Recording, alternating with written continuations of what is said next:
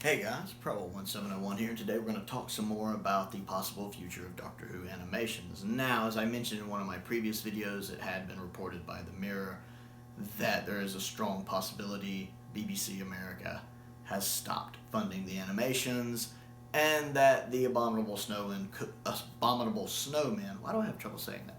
Could be one of the last ones we get. Definitely the last ones in that package deal, which is what we've been hearing rumors of for months.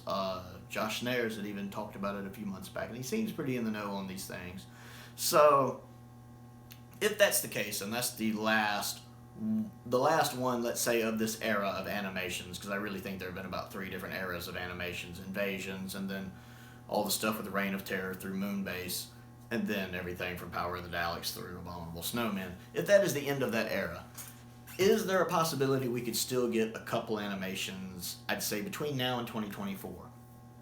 I think there are some possibilities. Let's discuss those. I think the easiest one, if they did one, would be Underwater Menace. As it is a 4-parter, it's only half missing, it's only 2 episodes to animate.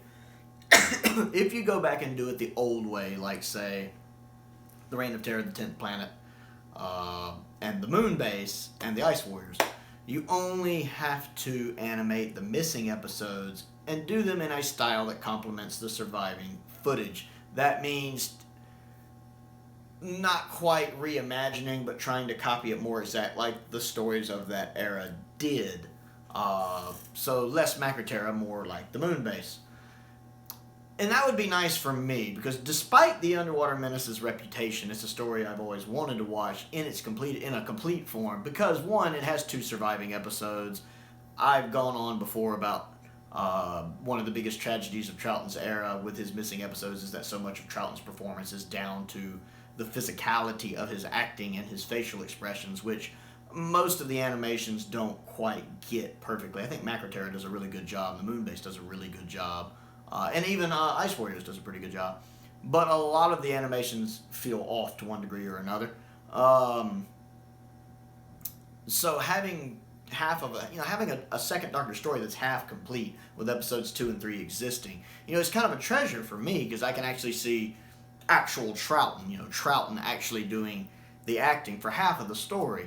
So if you do go for that old school Moonbase style or something similar to that really adheres to the surviving footage, you would really just have to do episodes 1 and 4 to complement the existing footage. And I would like that. It doesn't have to be quite as sophisticated as the Moonbase, but something where I can watch it in completed form that just doesn't look like garbage, I think I would be satisfied with. Now, I know the Underwater Menace doesn't have the best reputation, but considering how disappointed people were with the DVD release with the recons, I think a lot of us would double dip on it. I mean, I've never actually bought the original DVD because I heard how bad the recon is on it. So I've never seen even the surviving episodes or listened to the audio. I've never experienced Underwater Menace, even though I know a lot of what happens in it. I've read up on it. I know a lot of the plot.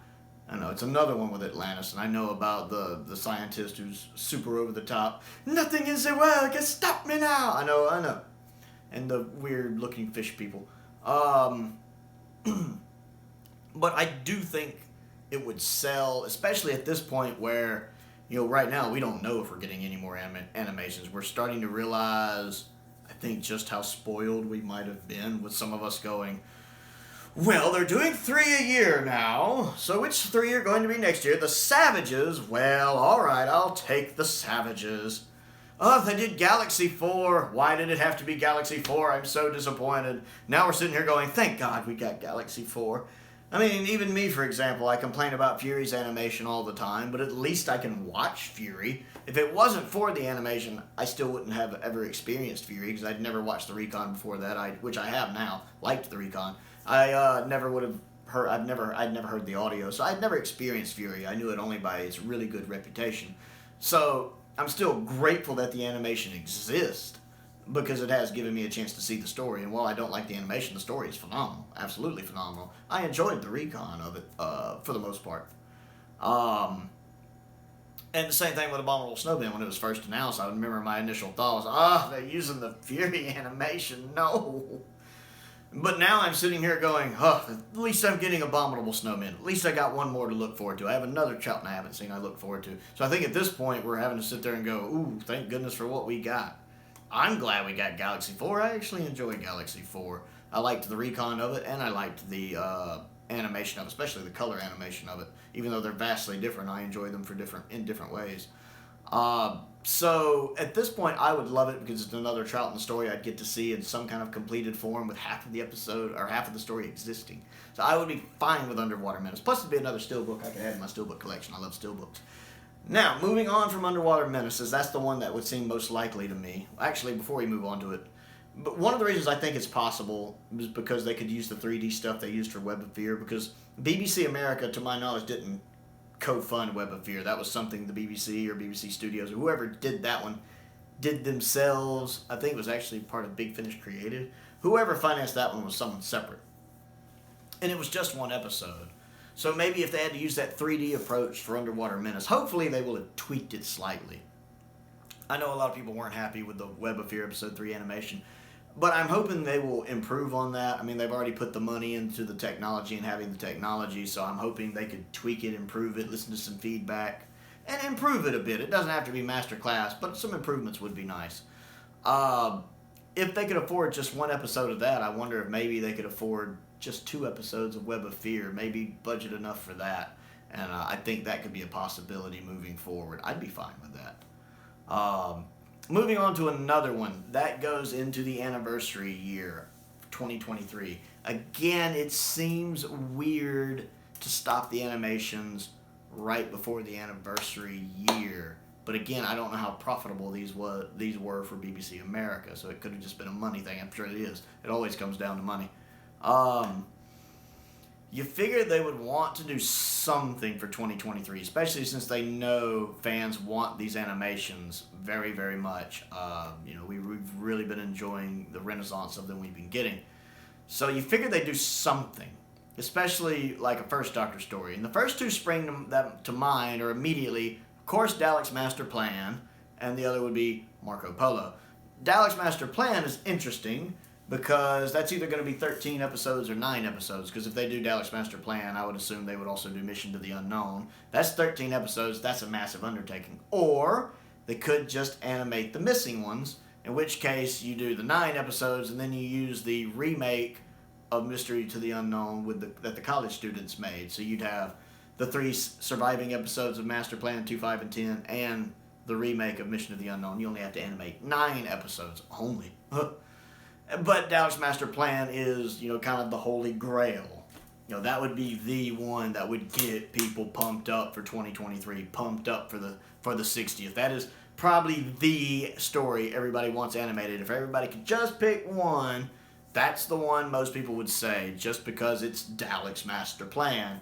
It's a legend. So I could see the possibilities. Of course, they'd have to get some kind of financial backing somewhere. But I figure if they only do one in 2023, strong possibility maybe that. If not that, the other one that makes sense to me is Marco Polo. Marco Polo is another one that's very legendary. It has a good reputation. I've watched the 30-minute cut down of it, which I really enjoyed. But of course, there's a lot missing. But I enjoyed it. It seems like a really good story. It seems to have a really good reputation. The visuals for it that I've seen in photographs looks really nice.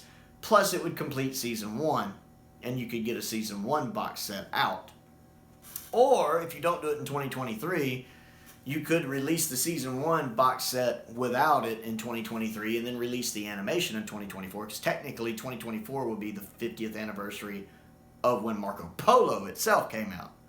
So you could do that as a 50th anniversary special for Marco Polo sometime, release it that year, and then just have the disc have the same art as the disc in the Collection 1 box set, so we could just take that disc and pop it right in place of the old disc. Very possible. Those are the main 3 that I would be looking at. Would be Underwater Menace, Dalek's Master Plan, Marco Polo, if they did anything. Unless, of course, they secure a secondary source of funding. And then, of course, they might pick up with, say, the Savages or something like that. But just if they can't get the money flow and they can only do like maybe one animation for the 60th. I figure it would be Master Plan or Marco Polo. Something First Doctor related since it's the 60th, and those are the two big ones. And then if they were going to do a Troughton, it seems like Underwater Menace, since there's so much less they have to do on it. I could see Underwater Menace getting a special edition. So that is my thoughts on that. I would like to know what you think of my thoughts, so comment down below and let me know. I always enjoy interacting with you guys. Other things to do: click the like button, click the subscribe button, click the bell for notifications so you never miss out on another video. I am trying to grow the channel to 1,000 subscribers. That's my goal at this point. I also have a Patreon. If you like what I do and want to support what I do, there is a link to my Patreon down in the description below. That gives you access to exclusive videos, exclusive polls for what videos will go up on my Patreon, exclusive polls for reviews I will be doing on the channel, early access to some videos on the channel, bloopers, outtakes, life updates. I just recently posted an exclusive video, one of the rare ones I did outside, actually walking around the complex or my apartment complex, and just talking about three classic Doctor Who stories that all modern Doctor Who fans should watch. That's a fun video. I ranked the Masters recently. I ranked the Doctors not too long ago on there, and I reviewed the Idiot's Lantern. And I was going to review the Daemons for it, but I'm struggling to get through that. So again, there's a link to that down in the description below. My entry-level tier is only $2. Now, I had a few people recently asking me about a P.O. box, so I have secured a P.O. box. So if there is anything you would like to send me, either Doctor Who related or sci-fi related or whatever, my P.O. box is also down in the description below. If there's anything you want to send to me, which I really appreciate, my Amazon wish list